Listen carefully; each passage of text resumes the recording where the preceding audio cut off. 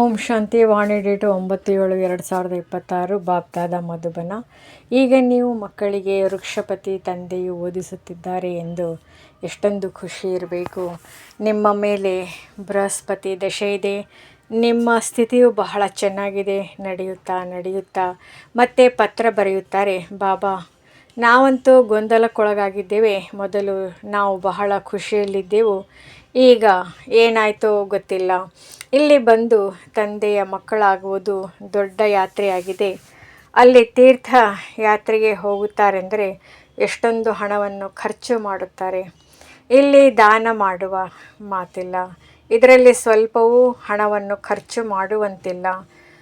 ಅವು ದೈಹಿಕ ಯಾತ್ರೆಗಳಾಗಿವೆ. ನಿಮ್ಮದು ಆತ್ಮಿಕ ಯಾತ್ರೆಯಾಗಿದೆ.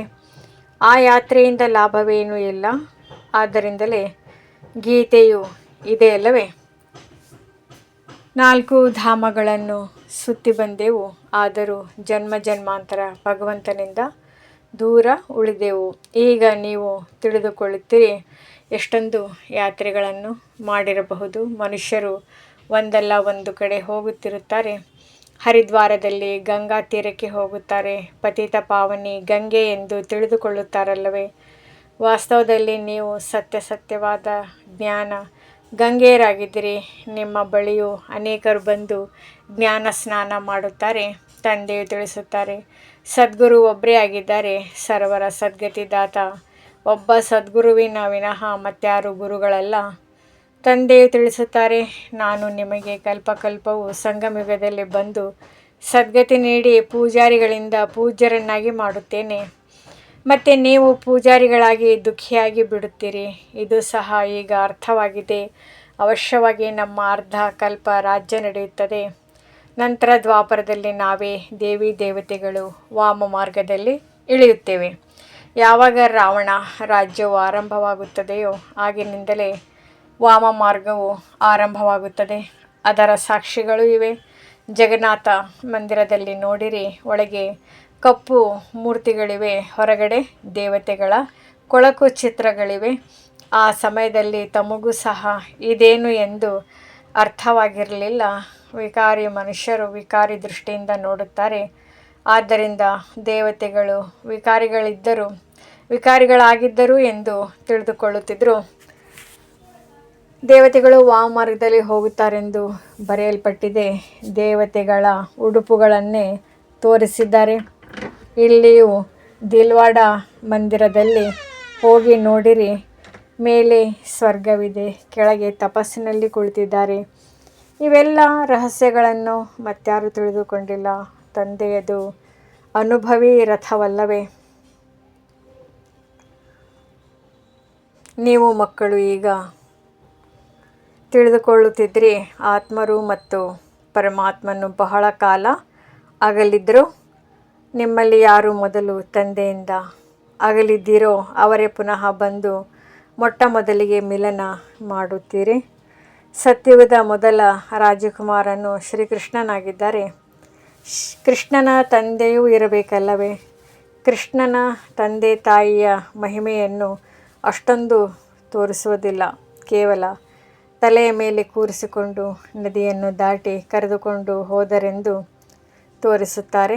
ರಾಜಧಾನಿ ಇತ್ಯಾದಿಗಳೇನೂ ತೋರಿಸಿಲ್ಲ. ಅವರ ತಂದೆಯ ಮಹಿಮೆಯೂ ಏಕೆ ಇಲ್ಲ. ನೀವೀಗ ತಿಳಿದುಕೊಂಡಿದ್ದೀರಿ. ಈ ಸಮಯದಲ್ಲಿ ಕೃಷ್ಣನ ಆತ್ಮವು ಚೆನ್ನಾಗಿ ವಿದ್ಯೆಯನ್ನು ಓದಿದೆ. ಆದ ಕಾರಣವೇ ತಂದೆ ತಾಯಿಗಿಂತಲೂ ಶ್ರೇಷ್ಠ ಪದವಿಯನ್ನು ಪಡೆದಿದ್ದಾರೆ. ನೀವು ತಿಳಿದುಕೊಳ್ಳುತ್ತೀರಿ, ನಾವು ಶ್ರೀಕೃಷ್ಣನ ರಾಜ್ಯದಲ್ಲಿದ್ದೆವು, ಸ್ವರ್ಗದಲ್ಲಿದ್ದೆವು. ನಂತರ ನಾವು ಚಂದ್ರವಂಶೀಯರಾದೆವು. ಈಗ ಪುನಃ ಸೂರ್ಯವಂಶೀಯರಾಗಲು ಶ್ರೀಮತದಂತೆ ನಡೆದು ಪಾವನರಾಗಿ ಪಾವನ ಪ್ರಪಂಚದ ಮಾಲೀಕರಾಗುತ್ತೇವೆ. ಪ್ರತಿಯೊಬ್ಬರೂ ತಮ್ಮ ತಮ್ಮ ಸ್ಥಿತಿಯನ್ನು ನೋಡಿಕೊಳ್ಳಬಹುದು. ಒಂದು ವೇಳೆ ಈ ಸಮಯದಲ್ಲಿ ನಾನು ಶರೀರ ಬಿಟ್ಟರೆ ಯಾವ ಪದವಿಯನ್ನು ಪಡೆಯಬಹುದು ಎಂದು ಪ್ರತಿಯೊಬ್ಬರೂ ಸಹ ತಿಳಿದುಕೊಳ್ಳಬಹುದಾಗಿದೆ. ತಂದೆಯನ್ನು ಎಷ್ಟು ನೆನಪು ಮಾಡುತ್ತೀರೋ ಅಷ್ಟು ವಿಕರ್ಮಗಳು ವಿನಾಶವಾಗುತ್ತವೆ. ಮನುಷ್ಯರ ಮೇಲೆ ಯಾವುದಾದರೂ ಆಪತ್ತು ಬಂದರೆ, ಇಲ್ಲವೇ ದಿವಾಳಿ ಆದರೆ ಹೋಗಿ ಸಾಧುಗಳು ಸಂಘ ಮಾಡುತ್ತಾರೆ. ನಂತರ ಮನುಷ್ಯರು ತಿಳಿದುಕೊಳ್ಳುತ್ತಾರೆ ಇವರು ಭಕ್ತಾತ್ಮನಾಗಿದ್ದಾರೆ, ಮೋಸ ಮಾಡುವುದಿಲ್ಲ. ಇಂತಿಂಥವರು ಸಹ 2-4 ವರ್ಷಗಳಲ್ಲಿಯೇ ಬಹಳ ಧನವಂತರಾಗಿ ಬಿಡುತ್ತಾರೆ. ಅವರ ಬಳಿ ಬಹಳ ಹಣವನ್ನು ಕೂಡಿಡುತ್ತಾರೆ. ಪ್ರತಿಯೊಬ್ಬರೂ ತಮ್ಮ ಬುದ್ಧಿಯಿಂದ ತಿಳಿದುಕೊಳ್ಳಬಹುದಾಗಿದೆ. ನಿಮ್ಮಲ್ಲಿಯೂ ಅನೇಕರಿದ್ದಾರೆ, ಬಹಳ ಕಡಿಮೆ ನೆನಪು ಮಾಡುತ್ತಾರೆ. ಆದ್ದರಿಂದ ತಂದೆಯು ಹೇಳುತ್ತಾರೆ, ತಮ್ಮ ಕಲ್ಯಾಣವನ್ನು ಬಯಸುವುದಾದರೆ ತಮ್ಮ ಬಳಿ ಒಂದು ನೋಟ್ಬುಕ್ಕು ಇಟ್ಟುಕೊಳ್ಳಿ, ಚಾರ್ಟನ್ನು ಬರೆಯಿರಿ.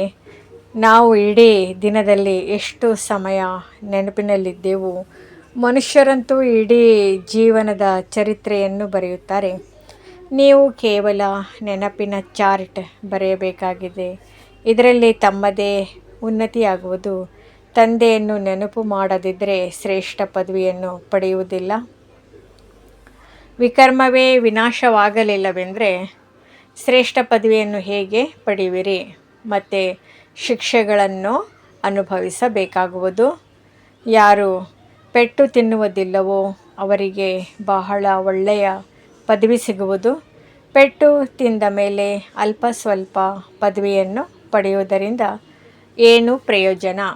ಧರ್ಮರಾಜನ ಶಿಕ್ಷೆಯನ್ನು ಅನುಭವಿಸಬಾರದು, ಅಗೌರವ ಆಗಬಾರದು.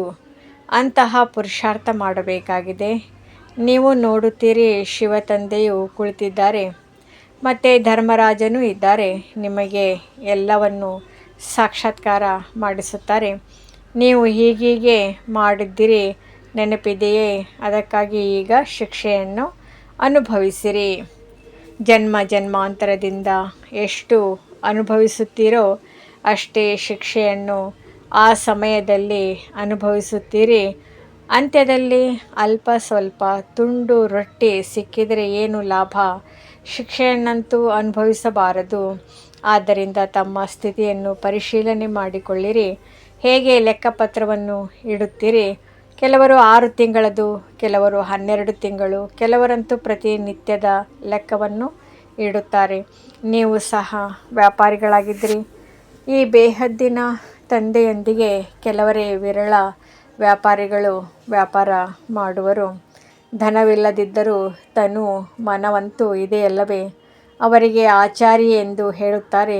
ಎಲ್ಲವನ್ನು ಕುಟ್ಟಿ ಕುಟ್ಟಿ ಸರಿಪಡಿಸುತ್ತಾರಲ್ಲವೇ?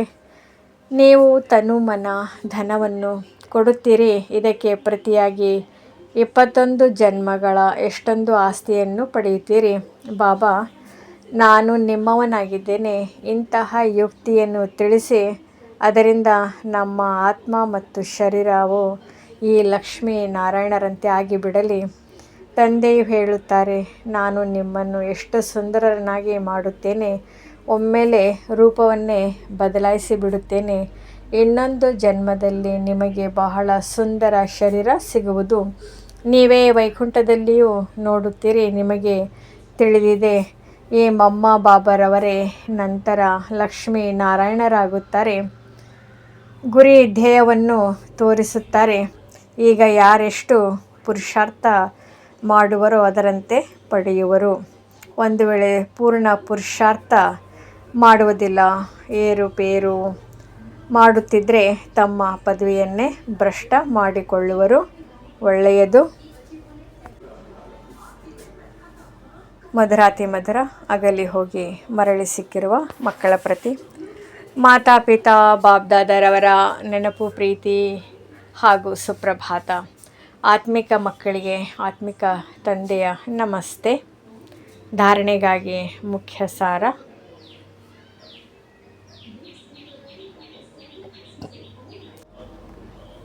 ತಮ್ಮ ಸ್ಥಿತಿಯನ್ನು ತಾವೇ ಪರಿಶೀಲನೆ ಮಾಡಿಕೊಳ್ಳಬೇಕಾಗಿದೆ. ತಮ್ಮ ಕಲ್ಯಾಣಕ್ಕಾಗಿ ನಿತ್ಯವೂ ಡೈರಿಯನ್ನು ಇಟ್ಟುಕೊಳ್ಳಬೇಕು. ಅದರಲ್ಲಿ ನೆನಪಿನ ಚಾರ್ಟು ಬರೆಯಬೇಕಾಗಿದೆ. ಬೇಹದ್ದಿನ ತಂದೆಯೊಂದಿಗೆ ಸತ್ಯವಾದ ವ್ಯಾಪಾರ ಮಾಡಬೇಕಾಗಿದೆ.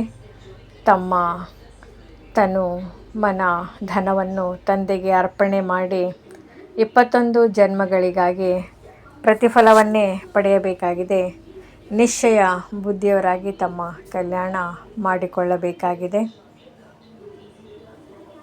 ವರದಾನ: ಖುಷಿಯ ಜೊತೆಗೆ ಶಕ್ತಿಯನ್ನು ಧಾರಣೆ ಮಾಡಿಕೊಂಡು ವಿಘ್ನಗಳನ್ನು ಪಾರು ಮಾಡುವಂತಹ ವಿಘ್ನಜೀತ್ ಭವ. ಯಾವ ಮಕ್ಕಳು ಜಮಾ ಮಾಡುವುದನ್ನು ತಿಳಿದುಕೊಂಡಿದ್ದಾರೆಯೋ ಅವರು ಶಕ್ತಿಶಾಲಿ ಆಗುತ್ತಾರೆ. ಒಂದು ವೇಳೆ ಈಗೀಗ ಸಂಪಾದಿಸಿದರೂ ಈಗೀಗ ಹಂಚಿದರೂ ಸ್ವಯಂನಲ್ಲಿ ಸಮಾವೇಶ ಮಾಡಿಕೊಳ್ಳಲಿಲ್ಲವೆಂದರೆ ಶಕ್ತಿ ಇರುವುದಿಲ್ಲ. ಕೇವಲ ಹಂಚುವ ಅಥವಾ ದಾನ ಮಾಡುವ ಖುಷಿ ಇರುತ್ತದೆ. ಖುಷಿಯ ಜೊತೆಗೆ ಶಕ್ತಿಯೂ ಇದ್ದರೆ ಸಹಜವಾಗಿಯೇ ವಿಘ್ನಗಳನ್ನು ಪಾರು ಮಾಡುತ್ತಾ ವಿಘ್ನಜೀತರು ಆಗಿಬಿಡುತ್ತೀರಿ. ಅನಂತರ ಯಾವುದೇ ವಿಘ್ನಗಳು ತಮ್ಮ ಲಗನ್ನನ್ನು ತೊಂದರೆ ಮಾಡುವುದಿಲ್ಲ. ಆದ್ದರಿಂದ ಚೆಹರೆಯಿಂದ ಖುಷಿಯ ಹೊಳಪು ಕಾಣಿಸುತ್ತದೆ. ಇದೇ ರೀತಿ ಶಕ್ತಿ ಹಾಗೂ ಹೊಳಪು ಸಹ ಕಾಣಿಸಲಿ. ಸ್ಲೋಗನ್: ಪರಿಸ್ಥಿತಿಗಳಲ್ಲಿ ಗಾಬರಿಯಾಗುವುದಕ್ಕೆ ಬದಲಾಗಿ ಅದನ್ನು ಶಿಕ್ಷಕನೆಂದು ತಿಳಿದುಕೊಂಡು ಪಾಠವನ್ನು ಕಲಿಯಿರಿ. ಅವ್ಯಕ್ತ ಸೂಚನೆಗಳು: